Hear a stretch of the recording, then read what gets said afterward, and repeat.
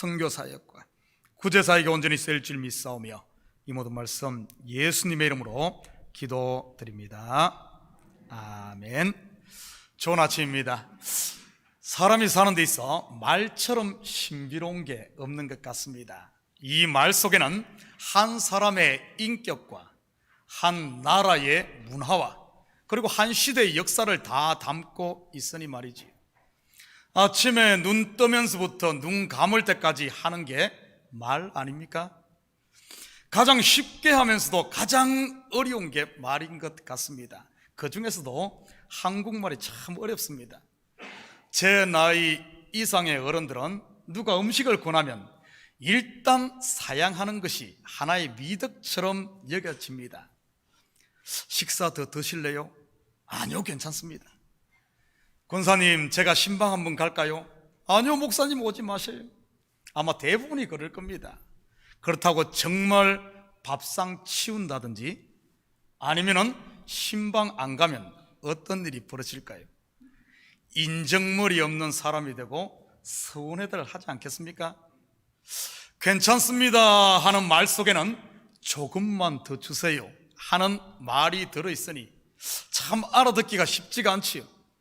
말의 어투와 표정 그리고 분위기까지 다 살펴야 정확하게 알 수 있지요. 그러다 보니 문화가 다르고 시대가 다른 젊은 사람들과 그 사이에 보면 종종 오해가 생기기도 합니다.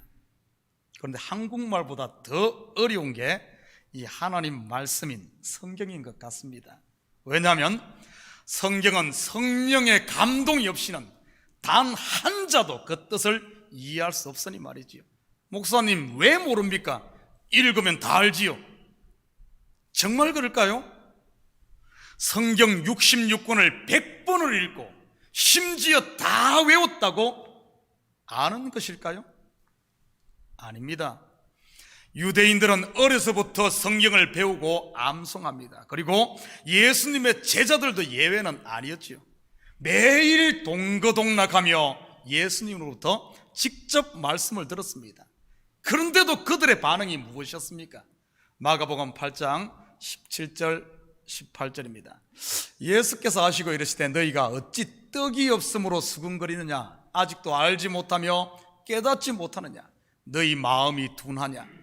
너희가 눈이 있어도 보지 못하며 귀가 있어도 듣지 못하느냐? 또 기억하지 못하느냐? 그런데 오순절에 성령이 제자들에게 강림하자 어떤 일이 일어납니까? 그들의 귀가 열리고 눈이 열려 진리를 깨닫게 됩니다. 그리고 그들의 기억력 또한 옛날 꽃날의 것도 다 머릿속에 되살아나게 되지요. 20년 전, 30년 전에 들었던 예수님의 이야기도 바로 지금 예수님이 옆에서 말씀하시는 것처럼 생생하게 기억하게 됩니다. 우리가 가지고 있는 성경이 그것을 증명하고 있지 않습니까? 자, 오늘 읽은 본문은 여러분도 잘 알고 있는 말씀일 겁니다. 좁은 문으로 들어가기를 힘쓰라. 먼저 된 자가 나중되고 나중된 자가 먼저 된다. 좁은 문으로 들어가라고 하니 교회 정문 대신에 저 뒤에 쪽문으로 들어오라는 말일까요? 나중된 자가 먼저 된다는 말이 예배 시간에 늦게 와도 된다는 말일까요? 괜찮습니다 한다고 밥상 치우지 마시고 오늘 본문 속에 숨겨진 복음의 비밀을 우리 같이 공부해 보도록 하겠습니다. 22절입니다. 예수께서 각 성, 각 마을로 다니사 가르치시며 예루살렘으로 여행하시더니 사실 오늘 본문을 여는 키가 바로 이 22절입니다. 목사님, 이 구절은 그냥 예수님이 여행 경로를 설명한 것 아닙니까? 하실지 모르겠습니다. 그런 분들 계시다면 왜 그런지 우리 좀 같이 살펴보십시다. 여기서 성으로 번역된 헬라어는 폴리스입니다. 폴리스란 말은 많다라는 뜻이지요. 성경에서 많다 아니면 크다 아니면 먼저 된 것, 장자는 무엇을 상징하는 단어일까요? 바로 먼저 주어진 율법입니다. 그러니 율법 조항도 얼마나 많습니까? 예수님 당시에는 613개나 되었지요. 사람은 누구나 할 것 없이 큰 것, 많은 것들 좋아합니다. 왜 그런 줄 아십니까? 우리는 누구나 율법 아래에서 태어났기에 그런 것을 좋아할 수밖에 없지요. 성경의 큰 것은 전부 율법과 관련이 있습니다. 예를 들면 큰 것이 뭐가 있을까요? 창세기에 보면 네피림, 용사, 6규빗 두뺨에 골리앗, 키가 큰 사울, 요나를 삼킨 큰 물고기, 하늘 꼭대기에 다리고 쌓았던 바벨탑, 난공불락의 성 여리고, 두 지파인 남유대에 비해 10지파인 북이스라엘, 예수님 당시에는 기득권을 쥐고 있었던 바리새인들, 종교 지도자들. 우리 식구들은 큰 것만 찾지 마시고 좀 작은 것도 좋아했으면 좋겠습니다. 요즘 교회에서 일어나는 현상을 보면 소망이 보입니다. 작은 공으로 하는 탁구가 다시 붐을 일으키고 있으니 말이죠. 탁구 치실 분들은 금요일 저녁에 나오시기 바랍니다. 제가 유심히 보니까 금요일 저녁마다 고정적으로 여러분들이 나와서 탁구를 치더군요. 금요일 저녁 이곳 예배당에서는 기도하시는 분들이 모여서 또 이렇게 기도하시고, 또 1층 EM 친교실에서는, EM 예배당에서는 우리 찬양팀들이 찬양 연습을 하고, 또 밑에 식당 친교실에서는 작은 공을 사랑하는 사람들이 모여서 또 놀더군요. 기도와 경배를 하든 아니면은 찬양과 경배를 하든, 그렇지 않으면 탁구와 경배를 하든 하나님께서 기뻐하시는 줄 믿습니다. 각 성, 각 마을, 곧 많은 것, 장자로 시작된 예수님의 여행이 지금 어디로 향합니까? 바로 한 곳인 예루살렘으로 향하고 있지요. 23절 24절입니다. 어떤 사람이 여쭤오되 주여 구원을 받는 자가 적으니까 그들에게 이르시되 좁은 문으로 들어가기를 힘쓰라. 내가 너희에게 이르노니 들어가기를 구하여도 못하는 자가 많으리라. 여기에 보면 두 개의 서로 대조되는 단어가 나옵니다. 적은 것과 많은 것. 그렇다면 여기서 적은 것은 무엇을 말하는 것일까요? 신천지에서 말하는 14만 4천 명만 구원받는다는 말일까요?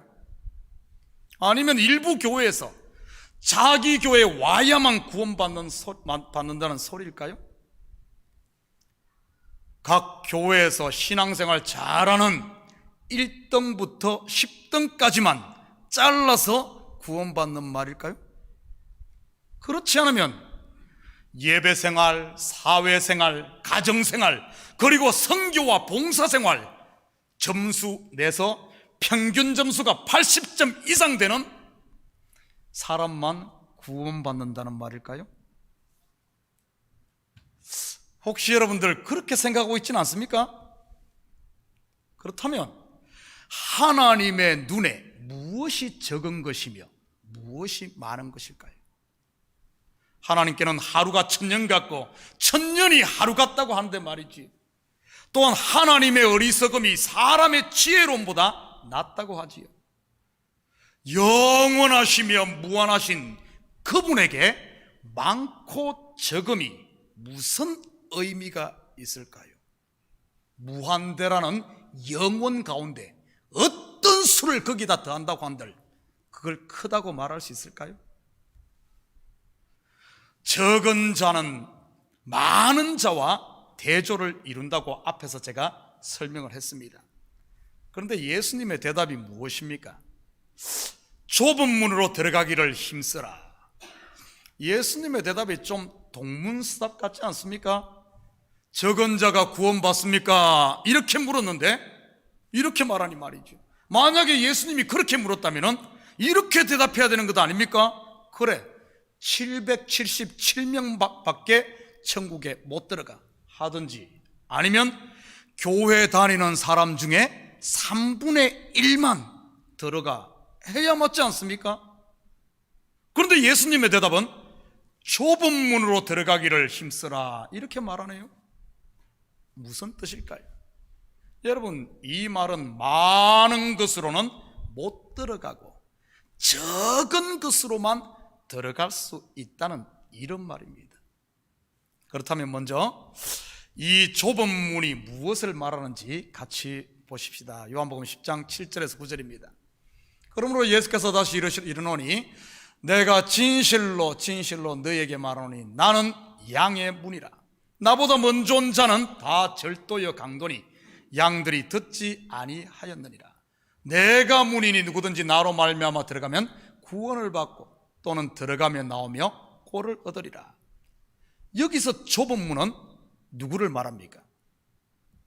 바로 예수 그리스도이지요. 구원은 오직 예수 그리스도로만이 들어간다는 말입니다. 결국 23절과 24절을 다시 보면 많은 것을 가진 너희는 절대 이 문으로 못 들어가 하는 말입니다. 많은 것이 무엇이라고 했습니까? 율법이라고 했지요. 율법의 이로는 절대 못 들어간다는 이런 말입니다. 어떻게 짐을 잔뜩 실은 낙타가 바늘귀로 들어갈 수 있겠습니까? 예수님께서 비유로 말씀하신 부자가 천국에 들어가는 것이 낙타가 바늘귀로 들어가는 것과 같다는 것이 바로 이 말이지요. 여기서 부자는 돈 많은 부자가 아닌 율법의 의를 가진 자들을 말하는 것입니다. 그렇다면 누가 좁은 문으로 들어가 구원을 얻을 수 있을까요? 마가복음 10장 27절입니다. 예수께서 그들을 보시며 이르시되 사람으로는 할 수 없으되 하나님으로는 그렇지 아니하니 하나님으로서는 다 하실 수 있느니라. 무슨 말입니까? 많은 짐을 실은 낙타로는 못 들어가니 내가 너희의 짐을 다 내려놓게 만들 거야 하는 이 말입니다. 그리고 우리를 적은 자로 만들어 바늘귀로 들어가게 한다는 말이지요. 큰 자인 사울을 작은 자인 바울로 만들고 욕심껏 움켜진 야곱의 손을 빈손 이스라엘로 만든다는 말입니다. 그래야 좁은 문 예수 그리스도로 들어갈 수 있다는 말이지요. 한 주간도 많은 것들 짊어지고 낑낑거리며 여기까지 오신 분들 계신가요?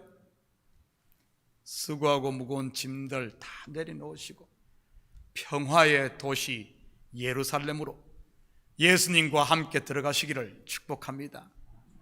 그분의 가슴에 안겨서 말이지. 자, 우리 25절입니다. 집 주인이 일어나 문을 한번 닫은 후에 너희가 밖에서 문을 두드리며 주여 열어주소서 하면 그가 대답하여 이르시되 나는 너희가 어디에서 온 자인지 알지 못하노라 하리라. 집 주인이 일어나 할 때 여기 일어나라는 이 헬라어 단어가 에게이로입니다. 이는 일어나란 말은 에게이로, 이 뜻은 들어 올려졌다 이런 뜻이에요. 어디에서 본 단어 아닙니까? 들어 올려졌다. 요한복음 3장 14절입니다. 모세가 광야에서 뱀을 든 것 같이 인자도 들려야 하리니. 뱀을 든 것 같이 인자도 들려야 하리니. 에게이로, 이 두 단어가 바로 들리다 에게이로입니다. 그래서 집 주인이 일어나 문을 한번 닫는다는 말은 그냥 문 걸어 잠근다 이런 의미가 아니에요. 바로 예수 그리스도께서 십자가에서 죽음으로 율법이 완성됨을 이렇게 표현한 겁니다. 율법이 어떻게 완성됩니까? 바로 드러난 그 죄의 값을 지불함으로 완성이 되지요. 죄의 값은 사망이고 그 사망의 값을 죄 없으신 하나님의 아들이 지불한 것이 바로 십자가 아닙니까? 문이 닫혔다는 말은 더 이상 율법의 행위로는 안 된다는 것을 말하는 겁니다. 그러니 예수님의 제자들이 더 이상 소 잡고 양 잡는 제사 대신 예수 그리스도를 믿는 믿음으로 살았던 것이지.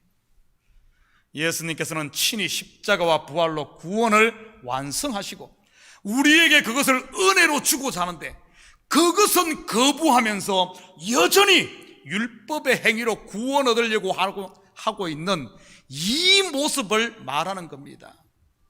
예수님은 진리를 말하는데 여전히 율법으로 들어가려고 하는 이런 것들 말이지요.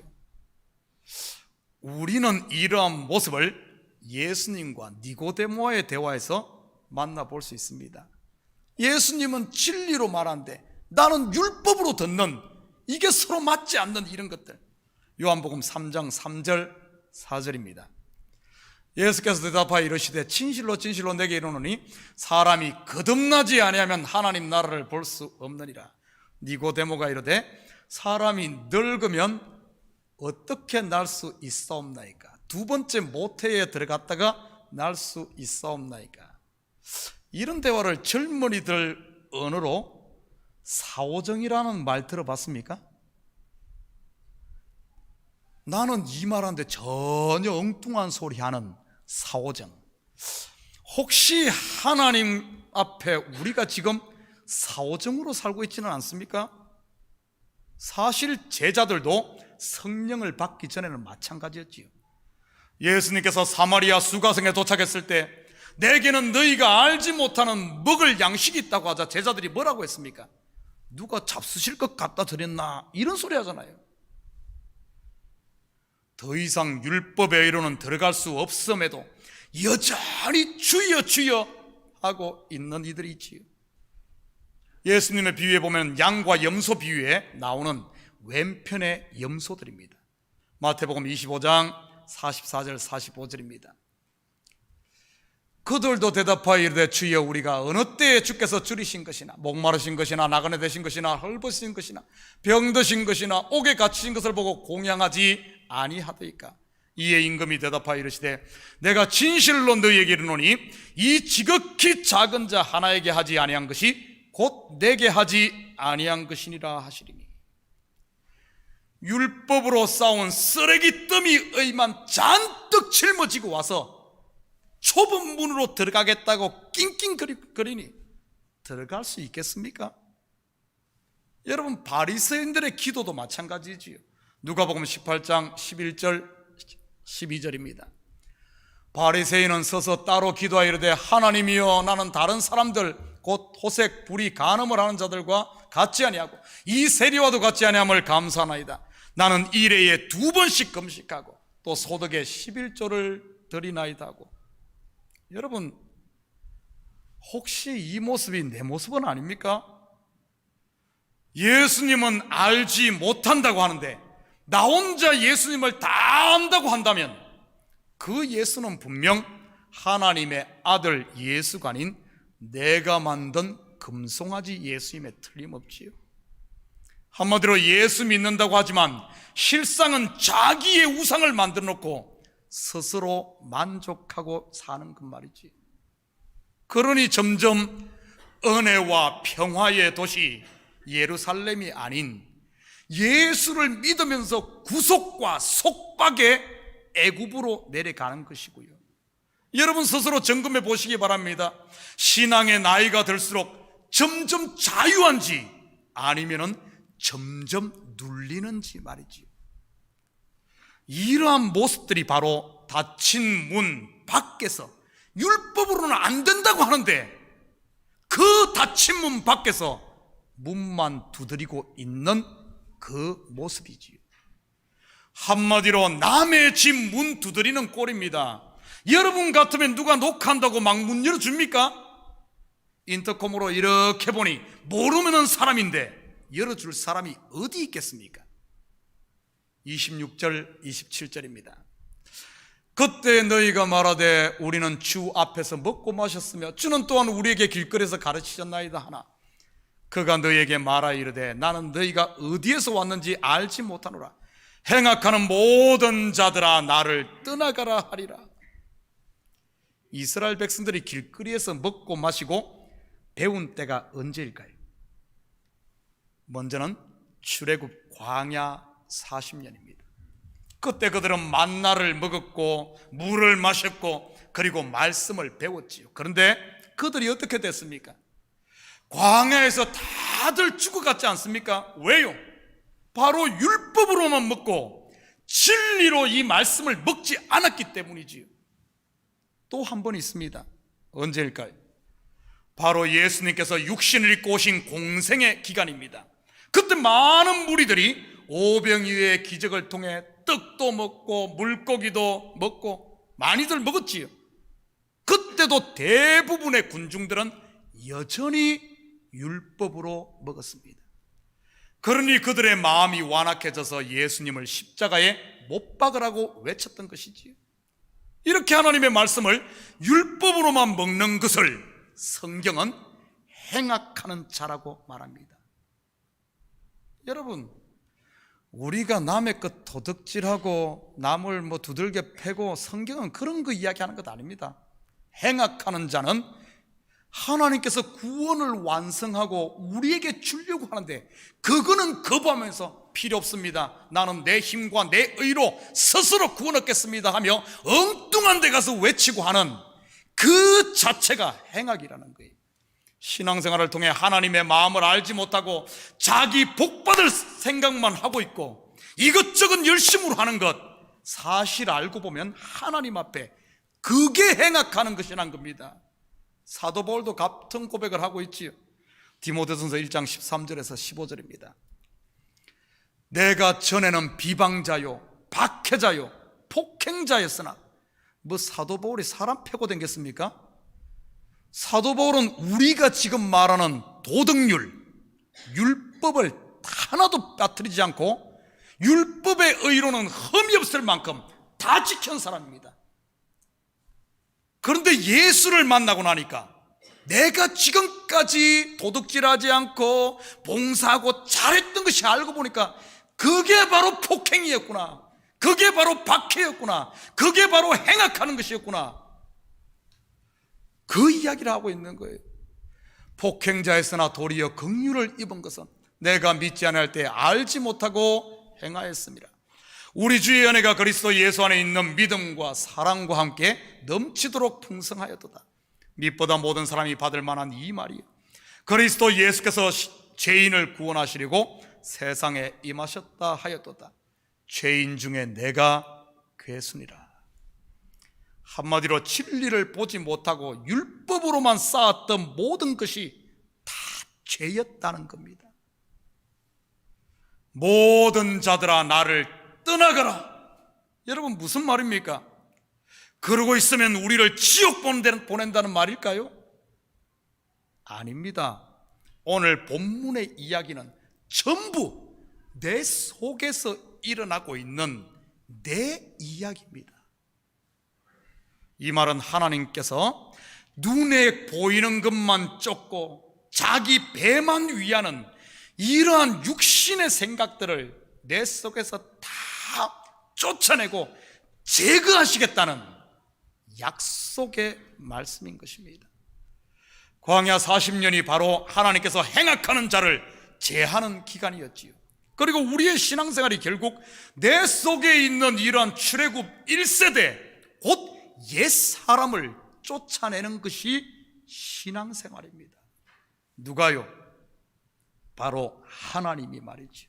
그래서 세상에서 성도로 사는 게 만만치 않고 힘든 겁니다. 고난이라는 불방망이로 계속 하나님께서 나를 두드림으로 이 속에 있는 나라는 불순물을 제거하고 있으니 말이지요. 28절 계속해서 봅니다. 너희가 아브라함과 이삭과 야곱과 모든 선지자는 하나님 나라에 있고 오직 너희는 밖에 쫓겨난 것을 볼 때 거기서 슬피 울며 이를 갈리라. 얼핏 보면 이 말씀은 지옥불에서 고통받고 있는 것을 묘사한 것처럼 느껴집니다. 그런데 그런 말씀 전혀 아닙니다. 다 그렇게 알고 있었죠. 그 말 아닙니다. 먼저 이 말씀은 크게 두 부분으로 볼 수 있습니다.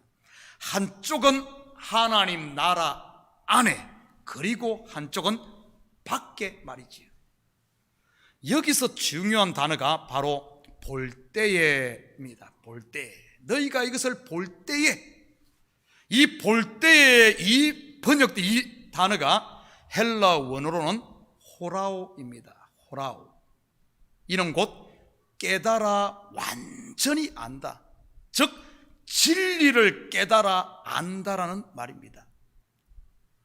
오직 너희는 밖에 쫓겨난 것을 볼 때에, 즉 내가 진리 밖에 있었다는 사실을 깨달아 알 때에, 이 말입니다.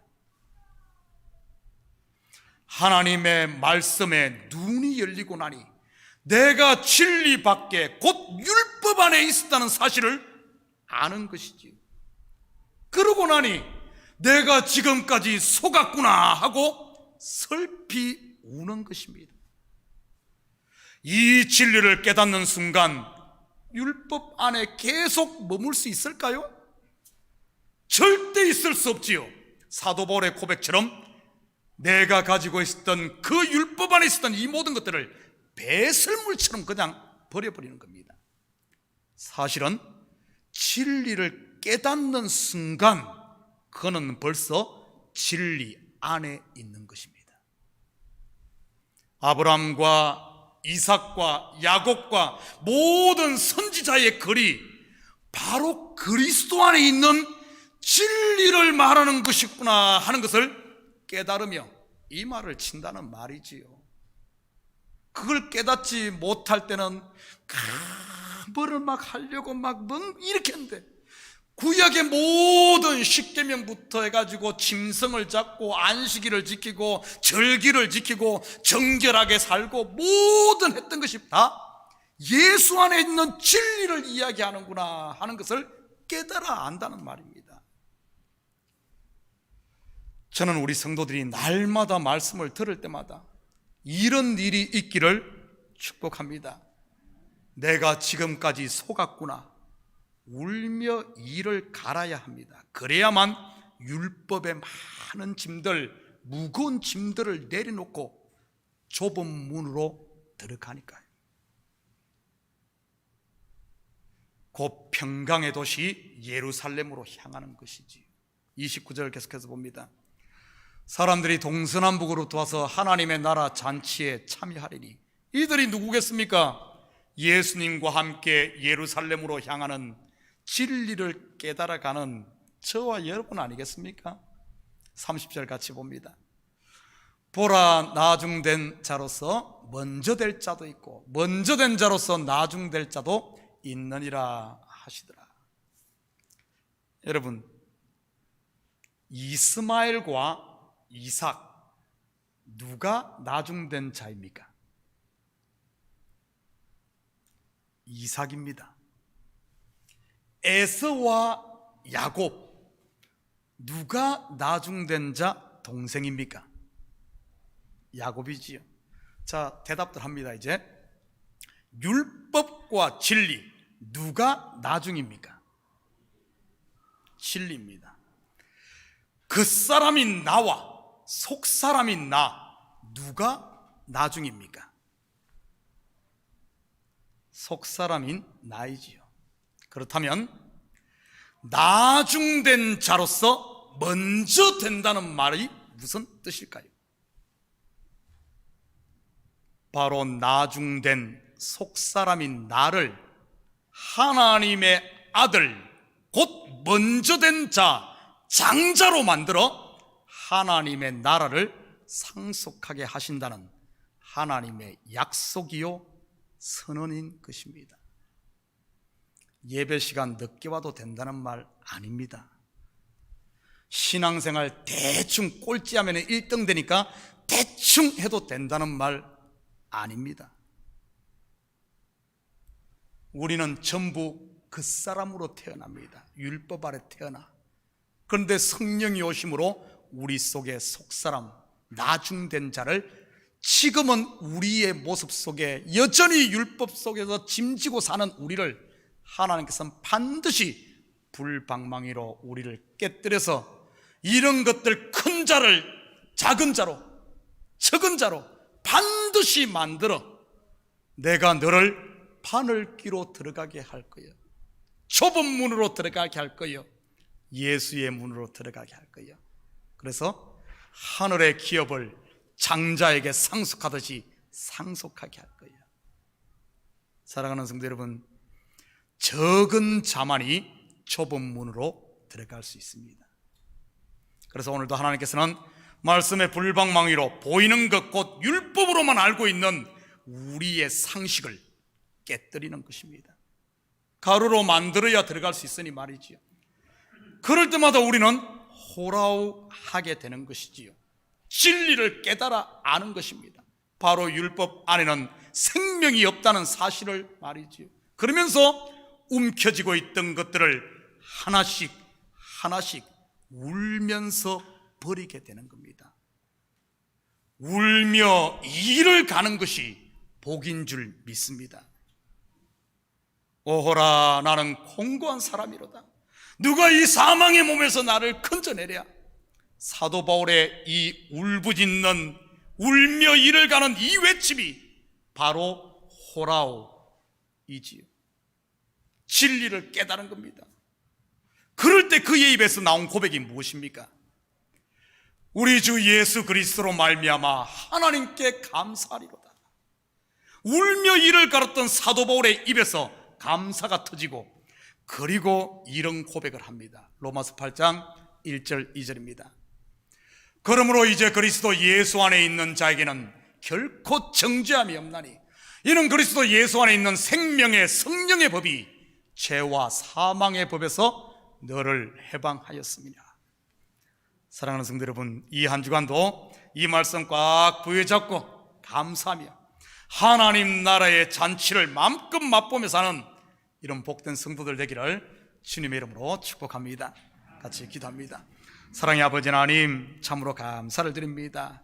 아버지 하나님, 매일매일 하나님 말씀 앞에서 아버지 하나님 우리가 깨어지게 하시고, 참으로 아버지 하나님 보이는 것이 아니라 보이는 것을 통해 보이지 않는 하나님의 사랑을 알고, 지금도 우리를 만들어 가시는 주님의 선한 손길 앞에 아버지 하나님 생명 없는 것 붙들고 있었던 우리들, 진리를 발견할 때마다 울며 이런 것들 다 손을 펴고 내려놓는 무거운 짐 다 내려놓고 주님 품 안에서 안식함으로 평화의 도시, 평강의 나라 예루살렘으로 향하는, 천국문으로 향하는 저희들 다 되게 도와주시옵소서.